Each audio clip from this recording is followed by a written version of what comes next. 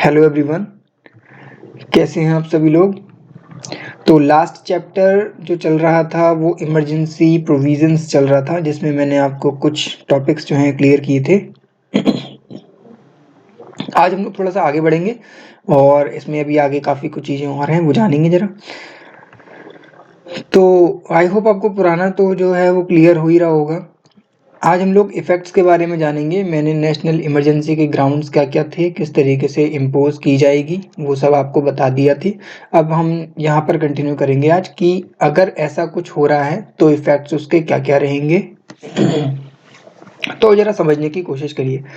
अगर कोई आप देख रहे हैं, एक बहुत बड़ा चेंज होता है कंट्री में जब भी कंट्री में इमरजेंसी की बात होती है, एक नेशनल इमरजेंसी की बात होती है। कहीं न कहीं टाइम तेज़ी से चलता है और बाकी चीज़ों के लिए टाइम रुक जाता है। ये मैं क्यों बोल रहा हूँ? क्योंकि नॉर्मल सिचुएशन नहीं है। अगर कोई भी इमरजेंसी का कोई भी अध्यादेश या कोई भी प्रस्ताव रखा गया है और आप देख रहे हैं वो इस वजह से रखा गया है कि कंट्री वापस नॉर्मल सिचुएशन में आ जाए।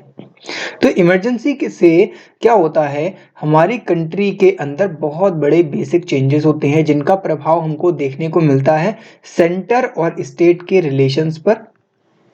पहला पॉइंट।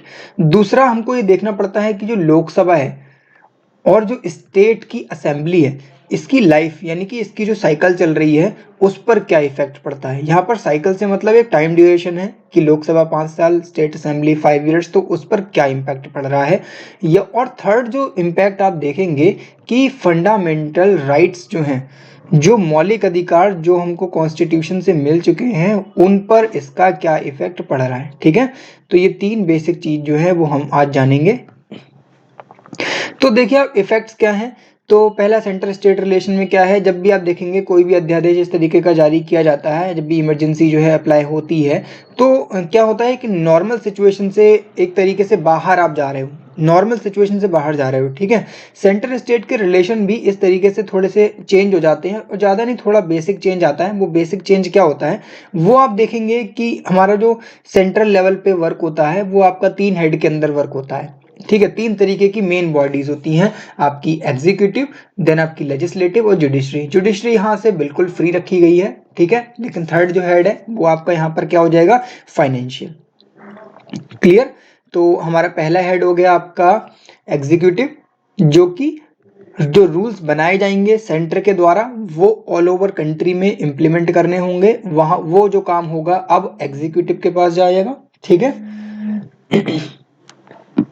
और देन आपका आता है लेजिस्लेटिव, यानी कि जो लॉ मेकिंग बॉडी है उसकी यहाँ पर बात हो रही है। And third point is to financial. Clear, कि फाइनेंशियल तौर पर यहाँ पर, क्योंकि अब देखिए इमरजेंसी होती है तो हर तरीके से आपको पैसे की जरूरत पड़ती ही है, तो वहां पर फाइनेंशियल जो पॉइंट है वो काफी इंपॉर्टेंट हो जाता है एक नेशनल लेवल पे। एग्जीक्यूटिव में क्या होता है, नॉर्मल टाइम्स में अगर आप देखेंगे तो सेंटर केवल कुछ ही बातों पर या कुछ ही एक मैटर्स पर एडवाइस देता है स्टेट के लिए। बट अगर नेशनल इमरजेंसी या किसी भी टाइप की कोई इमरजेंसी लग जाती है तो क्या होता है, सेंटर कंप्लीटली, वो सिर्फ कुछ मैटर्स पे नहीं, आप देखेंगे बहुत सारे, देखिए लिखा ना गिव एग्जीक्यूटिव डायरेक्शन, तो एग्जीक्यूटिव डायरेक्शंस दे सकता है सेंटर स्टेट को किसी भी मैटर पे। क्लियर, नॉर्मल टाइम्स में कुछ मैटर्स पे, लेकिन जब यूनिटरी हो गया हमारा सिस्टम, क्योंकि आपको मैं पहले बता चुका हूं कि इमरजेंसी जैसे ही अप्लाई होती है तो हमारा इंडिया जो है वो कंप्लीटली, उसका जो सिस्टम है वो फेडरल से चेंज होकर के यूनिटरी में कन्वर्ट हो जाता है। तो जब सब यूनिटरी हो चुका है तो सेंटर की लीड रहेगी वहां पर, तो सेंटर किसी भी मैटर पे अपनी एडवाइस एग्जीक्यूटिव को दे सकता है, कोई भी डायरेक्शन। क्लियर।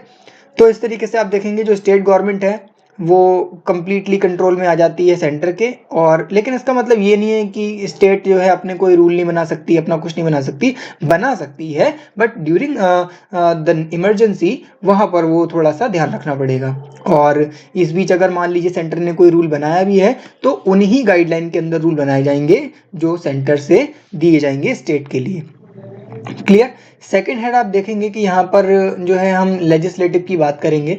तो अब नेशनल इमरजेंसी के दौरान यहाँ पर देखिए कंट्री में बड़े लेवल पे चेंजेस क्या होंगे। पार्लियामेंट को तो आपको पता ही है कि सबसे ज़्यादा पावर जो है मिल जाती है। तो अब मैं आपसे बात करूं, 3 तरीके के नॉर्मल हमारे पास सब्जेक्ट लिस्ट होती है। आपकी स्टेट लिस्ट है, आपकी कंकरेंट लिस्ट है, देन आपकी यूनियन लिस्ट है। आप देखेंगे इनमें यूनियन लिस्ट में सबसे ज़्यादा सब्जेक्ट्स हैं, स्टेट लिस्ट में स्टेट के लिए जो सब्जेक्ट्स हैं वो रखे गए हैं, और कंकरेंट लिस्ट पे दोनों ही सब्जेक्ट्स जो हैं मैश करके रख दिए गए हैं, यानी कि मिला जुला के रख दिए गए हैं। हालांकि इस सिचुएशन में होता क्या है कि अगर कंकरेंट लिस्ट में जो सब्जेक्ट्स रखे गए हैं, स्टेट ने भी अपने उसमें रूल्स बनाए हैं और यूनियन ने भी बनाए हैं, लेकिन अगर दोनों के रूल्स कहीं ना कहीं क्लैश हो रहे होंगे तो union is the powerful in the normal situation and जो आपकी इमरजेंसी सिचुएशन है दोनों में ही यूनियन ज़्यादा पावरफुल है। तो यहाँ पर स्टेट की जो लिस्ट है वो आप देखते हैं कंप्लीटली चली जाती है किसके पास?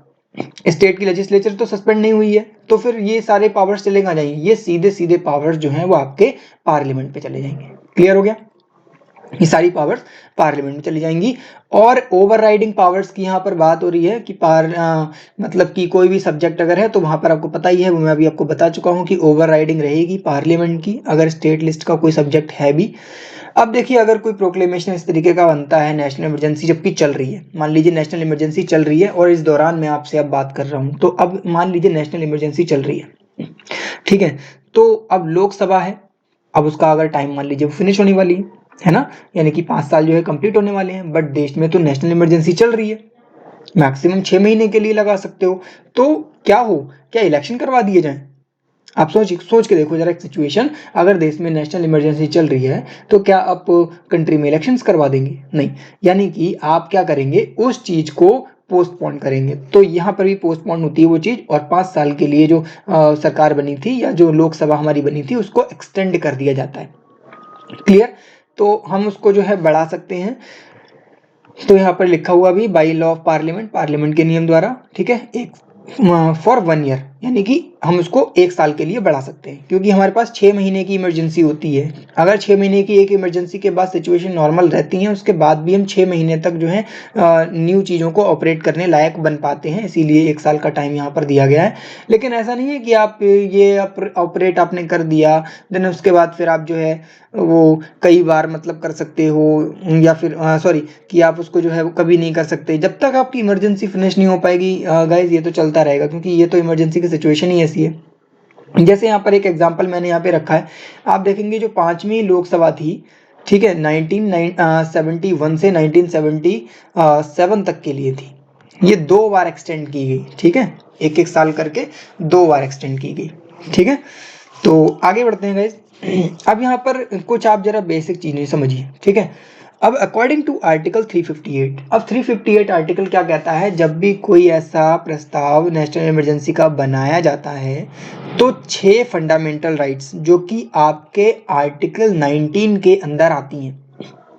मेरी बात समझना कि जब भी कोई इस तरीके का आप नेशनल इमरजेंसी अप्लाई की जाती है तो आर्टिकल 19 के अंदर जो 6 आपकी फंडामेंटल राइट्स आती हैं ये ऑटोमेटिकली सस्पेंड हो जाएंगी। क्लियर हो गया? ये आपको डायरेक्ट क्वेश्चन मिल जाएगा यहाँ से, ठीक है। 19 के अंदर जो राइट्स होती हैं वो 358 के अकॉर्डिंग डायरेक्टली ऑटोमेटिकली सस्पेंड हो जाएंगी। इसके लिए कोई भी, आप देखिए, no separate order for their suspension is required, कोई भी दूसरा ऑर्डर या किसी भी तरीके का कुछ भी आपको कहीं से जो है करने की जरूरत नहीं है। और आर्टिकल 32 के अंतर्गत या उसके साथ आप जो है सुप्रीम कोर्ट में भी नहीं जा सकते हो। बात समझ में आ गई? क्योंकि this is the situation which is not normal. अब आप देखेंगे कि 44वां जो संविधान संशोधन था जो कि 1978 में हुआ था, इसने बोला कि अगर आप रेस्ट्रिक्ट कर रहे हो, इसने देखिए आर्टिकल 358 के ग्राउंड्स को रेस्ट्रिक्ट किया 2 तरीके से। अब देखते हैं जरा 2 तरीके से कैसे रेस्ट्रिक्ट कर सकते हैं। तो आर्टिकल 19 में आप सबको पता ही होगा, मुझे बताने की जरूरत नहीं है कि क्या क्या आएंगे इसमें। आपकी बोलने की स्वतंत्रता, कहीं भी देश में रहने की, कुछ भी अपना काम शुरू करने की, ठीक है, तो वो सारी इसमें जो है फ्रीडम आपको रहती है। राइट टू फ्रीडम के नाम से आर्टिकल जाना जाता है। तो 6 फंडामेंटल राइट्स जो है वो सस्पेंड की जाएंगी कब? ओनली व्हेन की national emergency is declared on the ground of war. या तो नेशनल इमरजेंसी, पहले क्या था 358 में जब 44 अमेंडमेंट नहीं हुआ था उससे पहले ये हुआ करता था कि सारी की सारी 19 की जो अंदर के आर्टिकल्स में होती हैं, सब कुछ आपका आर्टिकल, फिर पूरा ही आर्टिकल सस्पेंड हो जाता था। लेकिन अब क्या है, जब से ये 44th अमेंडमेंट एक्ट आया है तब से कुछ चीज़ें चेंज हुई हैं। इन्होंने बोला है, जैसे मैंने आपको बताया था, या तो वॉर के अगेंस्ट, या तो एक्सटर्नल एग्रेशन, या तो आपका देखोगे आर्म्ड रिवेलियन। तो यहाँ पर आर्म्ड रिवेलियन हटा दिया। बोले अगर आर्म्ड रिवेलियन है तो उसके लिए ज़रूरत नहीं है आपको आर्टिकल 19 को कम्प्लीटली सस्पेंड करने की। तो नेशनल इमरजेंसी में एक नया पॉइंट बन के हमारे साथ ऐड हो गया कि वॉर और एक्सटर्नल एग्रेशन की सिचुएशन में ही हम क्या करेंगे, आर्टिकल 19 को कम्प्लीटली डिमिनिश या फिनिश कर देंगे। पहली जो कंडीशन थी वो ये थी। दूसरी क्या थी, केवल वही लॉज जो कि इमरजेंसी के टाइम रिलेटेड हैं वो प्रोटेक्टेड होंगे, जो बनाए। जैसे इमरजेंसी में कुछ लॉज अगर बना दिए गए तो वो चैलेंज नहीं किए जा सकते। जैसे मैंने अभी ये बताया आपको, 90 आपने आर्टिकल 19 जो है वो पूरी तरीके से सस्पेंड कर दिया, लेकिन आपका आर्टिकल 32 तो ये कहता है कि supreme court is the guarantor of fundamental rights. तो आपने कैसे सस्पेंड कर दिया? तो इसलिए ये है, ये जो आर्टिकल 19 को ये परमानेंटली नहीं शिफ्ट कर रहे हैं, परमानेंटली नहीं सस्पेंड कर रहे हैं। During the time of emergency के टाइम में ही बस इसको जो है इस तरीके से सस्पेंड किया गया है, इसीलिए ये चैलेंजेबल नहीं है। ये आपका जो सेकंड वाला पॉइंट था ये बोल रहा है। जो 44 अमेंडमेंट एक्ट में ये चेंजेस लाए गए, तो एग्जीक्यूटिव पर कोई भी इस तरीके का एक्शन नहीं लिया जाएगा सुप्रीम कोर्ट के द्वारा। ठीक है, क्लियर हो गया ना, क्योंकि ये लॉ प्रोटेक्टेड है। अब यहाँ पर एक 358 की बात हो गई। 359 में आपका देखिए जरा, right to protection in respect of conviction of offence and right to life and personal liberty. अब आप देखिए, अभी हमारे पास बहुत सारे और फंडामेंटल राइट्स हैं, है ना। तो आर्टिकल 19 जो है वो कंप्लीटली सस्पेंड होता है 358 के द्वारा, लेकिन आफ्टर 44th अमेंडमेंट एक्ट में ये कंप्लीटली सस्पेंड नहीं होगा। आर्म्ड रेवेलियन के बेसिस पर इसको सस्पेंड नहीं किया जा सकता। और 359 में बाकी के जितने आपके जो फंडामेंटल राइट्स हैं वो सारे सस्पेंड हो जाते हैं, लेकिन आपका आर्टिकल 20 और आर्टिकल 21 सस्पेंड नहीं होता। बात समझ में आ गई? 359 आपको राइट है, उस टाइम भी आपको राइट मिलेगा कि आप जो है किसी भी ऑफेंस के लिए किसी भी उसके लिए अपना जो है एक तरीके से स्टैंड ले सकें। और सेकंड चीज, आपको उस टाइम भी राइट टू लाइफ, आपकी पर्सनल लिबर्टी आपको दी जाती है। ये आपका आपसे आपकी कंट्री नहीं छीनेगी। Article 359 says that. क्लियर? तो अब आप जरा एक चीज पर फोकस करिए। इतने बड़े लेवल की बातें जब यहाँ पर हो रही हैं तो इमरजेंसी अप्लाई हो भी चुकी होगी कई बार, ऐसा तो है नहीं। अमेंडमेंट कब होते हैं? जब आपको पुरानी किसी चीज में कुछ बदलाव करना है, या कुछ चेंजेस आपको लग रहे हैं, या कुछ खराब लग रहा है ना, तभी तो आप सुधार करने की कोशिश करेंगे। तो देखिए 1962 में यहाँ पर इमरजेंसी लगी है। हमारे पास टोटल 3 टाइप की नेशनल इमरजेंसीज लग चुकी हैं, और 1971 में और 1975 में। अब आपको ये तो बताने की जरूरत नहीं है कि 62, 71 और 75 में या तो वॉर हुई होगी, या कोई एक्सटर्नल अग्रेशन हुआ होगा, या फिर आर्म्ड रिवेलियन हुआ होगा। This is the only 3 basic reasons, है ना। तो ये कह रहे हैं the first proclamation of national emergency जो हुआ था वो 1962 में हुआ था, क्योंकि हमारा वॉर उस समय चल रहा था, हमारे कुछ अग्रेशंस चल रहे थे चाइना के साथ हमारे नॉर्थ ईस्ट फ्रंटियर में, जो कि आज के टाइम का हमारा अरुणाचल प्रदेश है। लेकिन आप देखेंगे 1962 से जब ये स्टार्ट हुआ तो 1968 तक ये चीज जो है वो चली, है ना।